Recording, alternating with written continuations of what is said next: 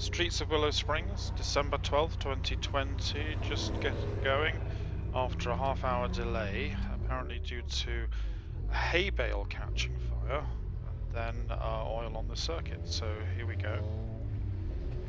Get going with our first circuit. We should give you a feel for the overall layout and how things go.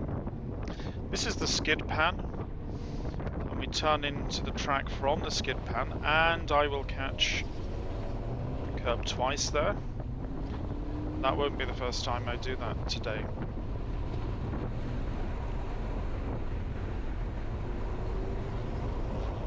This is a deceptive little turn. A lot of people got that wrong. You can stand and watch cars go off there all day.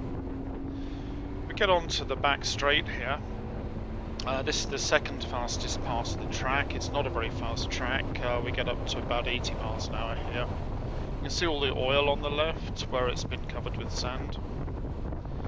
We get into this curious turn called the bowl, which is got 20-degree banking, and then it tightens up really viciously at this point, and it takes a little bit of finesse to get that right, followed by a long sweeping right-hander here, about 60 miles an hour.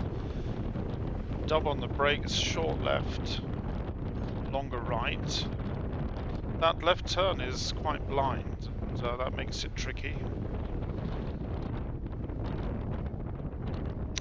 And then we come down the hill into this sweeping U-shaped bend with the camber working against you. But speed here is really quite important. It's a good place to keep speed going on the track. Now steeply uphill, and we go round this loop at the top before diving down towards the start-finish straight.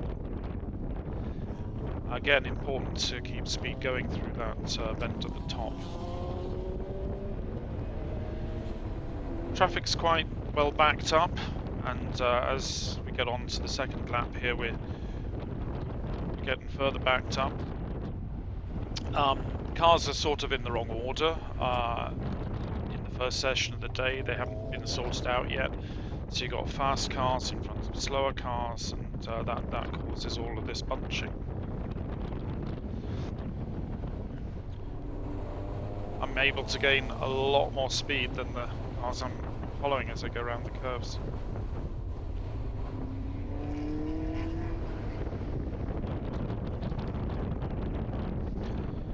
So finally coming down the hill, the Miata gives way to a couple of us, and that gives some relief.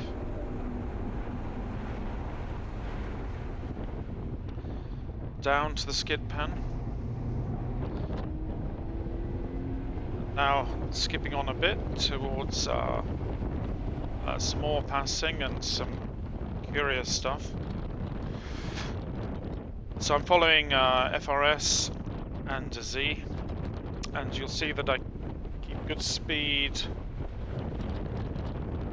at the bottom of the hill here, and I'm able to sort of slingshot past the Z, who's letting the FRS go as well. To keep the speed going up the hill past the Z, squeeze past him on the turn, and come down the hill fast.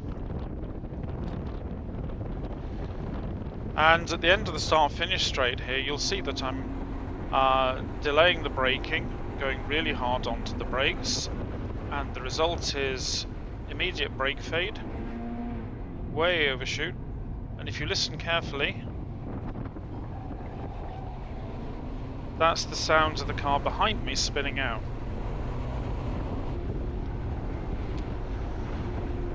Now we get on to my fastest lap of the day. I've included the bit with the BMW. The BMW is spectacular for putting huge amounts of rubber onto the road. Here he goes sideways, and you can see prodigious tyre tracks. He leaves more rubber on the road on this curve as well, but doesn't slow down quite so much. These guys are really throwing the car around.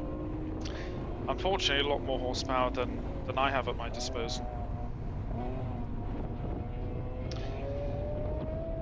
Anyhow, down the hill again. Gaining speed.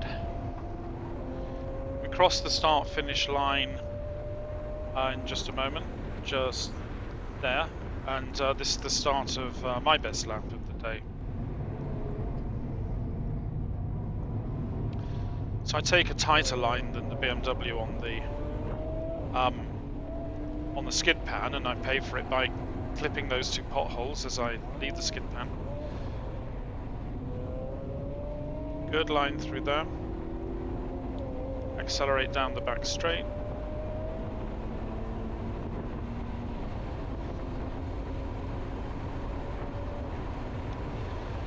I'm getting the bowl, as it's called, a little bit better dialed in, but I can see myself that I'm still a little bit tentative here, taking a conservative inside line approach.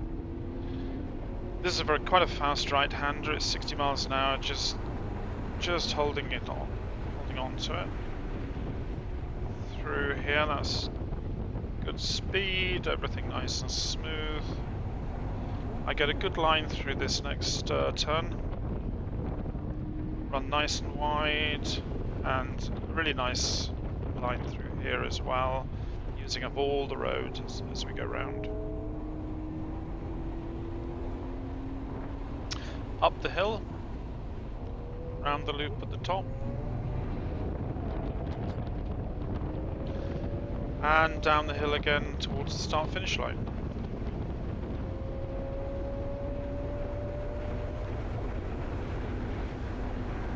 And that completes the lap.